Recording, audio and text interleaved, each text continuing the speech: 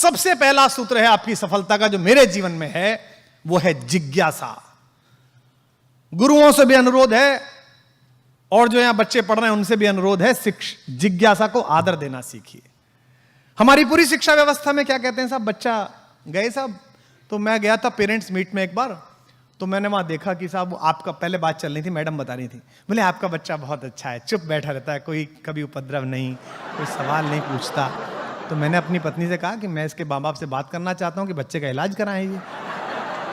तो उसने कहा आप झगड़ा कराएंगे यहाँ पे मेरा। ये कैसी बात है कि क्लास सबसे अच्छी कौन सी, जहां से शोर ना आता हो। लड़का सबसे बच्चा अच्छा कौन सा, जो चुप बैठता हो, कोई फालतू बात ना पूछता हो। जिज्ञासा को आदर दिया इस संस्कृति ने जिसमें आप पैदा हुए।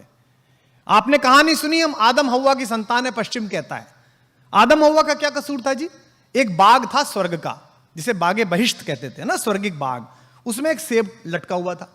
उन दोनों को क्या पता थी ये खाना है कि नहीं खाना है। उन्होंने सेब तोड़ के खा लिया।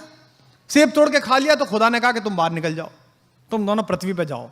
उन्हें बागे बहिष्ठ से बाहर कर दिया गया। सुनिए कहानी है आदम हव्वा की, जिसमें सेब खा लिया, जिसे वर्जित फल कहते हैं, फॉरबिडन फ्रूट, उसे खा लिया।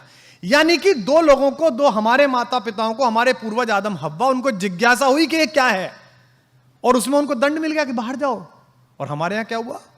हमारे यहां एक छोटे से बच्चे ने सूर्य को सेब समझा बचपन में और कहा मुझे इसे खाना है। किसने? हनुमान ने।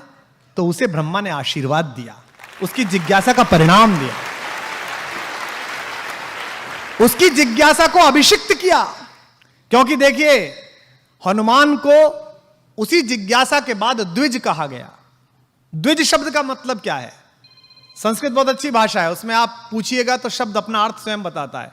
मेरा दुर्भाग्य है कि मैं संस्कृत का विद्यार्थी नहीं रहा, विज्ञान का विद्यार्थी रहा, पर जो कुछ भी मैंने आस पड़ोस से बैठ के सीखा। द्विज क्या है?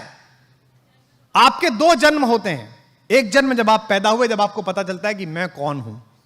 मां की गर्भनाल से जुड़े समय आपको पता नहीं चलता कि मैं कौन हूं। मां जो खाती है वो आप खाते हैं, मां जब सोती है तब आप सोते हैं, मां जब जागती है तब आप जागते हैं। पहली बार जब गर्भनाल से आप अलग हुए तो आपको पता चला कि मैं एक स्वतंत्र इकाई हूं। ये मां है, इसकी ये खुशबू है, ये दूध पीना है, ये दूसरे लोग दिखाई दे रहे हैं, ये आवाजें हैं। ये आपको ज्ञान हुआ कि मैं कौन हूं। दूसरा ज्ञान, पहला जन्म हो गया, दूसरा जन्म कि मैं क्यों पैदा हुआ हूं, मुझे करना क्या है, मेरा जीवन में उद्देश्य क्या है।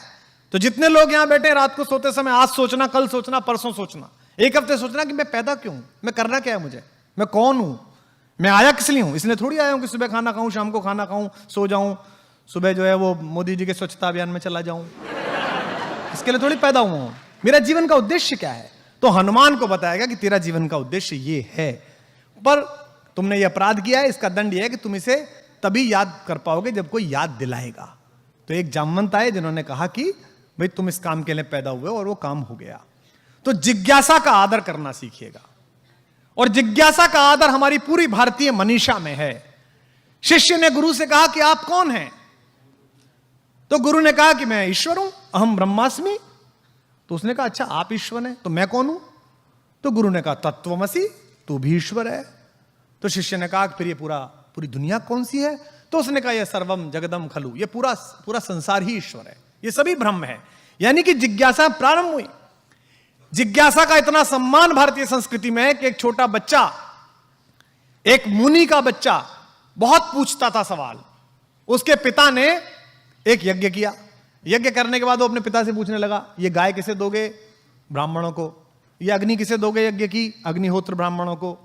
अच्छा ये किसे दोगे? चावल वंचितों को। ये किसे दोगे? बहुत सवाल पूछा।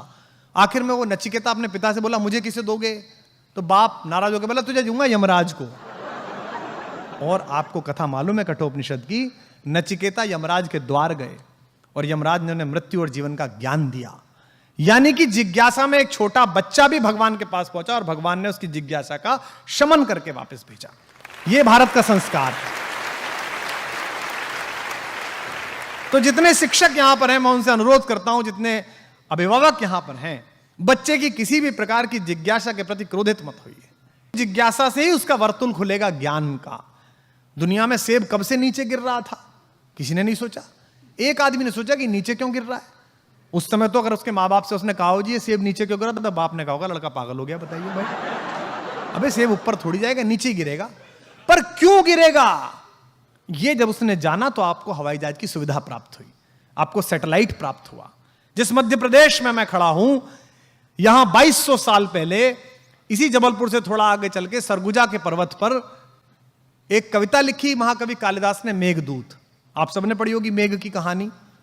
एक यक्ष था, वो कुबेर क्या नौकरी करता था नेपाल में। अब वो सुबह सुबह उसका फूल लाने का काम था पूजा के लिए, बेचारा फूल तोड़ के लाता था 5 बजे। भगवान शंकर की आराधना करते थे कुबेर, 6 बजे उठ के ब्रह्म मुहूर्त में। उस यक्ष की शादी हो गई। शादी हो गई तो बेचारा देर तक पत्नी के साथ बात करता था, देर तक जागता था। एक दिन नींद नहीं खुली तो 6:30 बजे पहुंचा, पूजा में लेट हो गए। तो कुबेर ने पूछा कि तू लेट क्यों हुआ? तो उसने कहा साहब मैं नया विवाह हुआ है, पत्नी से बहुत प्रेम करता हूं, उसकी वजह से लेट हो गया। उन्होंने कहा कि जिसके कारण तूने मेरी ड्यूटी में, अपनी ड्यूटी में विघ्न डाला है, तू उससे 1 वर्ष के लिए दूर हो जा, यानी कि उसका ट्रांसफर कर दिया, ये मानो। तो उसको भेज दिया सरगुजा। उसने यहां से अपनी पत्नी को पत्र लिखे। अब डाकिया तो था नहीं, तो उसने मेघ पर पत्र लिखे। वो कविता बनी मेघदूत। पढ़ी होगी आपने, सुना होगा कि मेघदूत लिखा गया। मैं दावे के साथ कहता हूं कि आज से 2200 वर्ष पहले, 2500 वर्ष पहले जब मेरे पूर्वज कालिदास ने कविता लिखी, तो विज्ञान के पूर्वज उस पर हंसे कि यार बादल पे भी कोई संदेश भेज सकता है, पागल हो गया है क्या?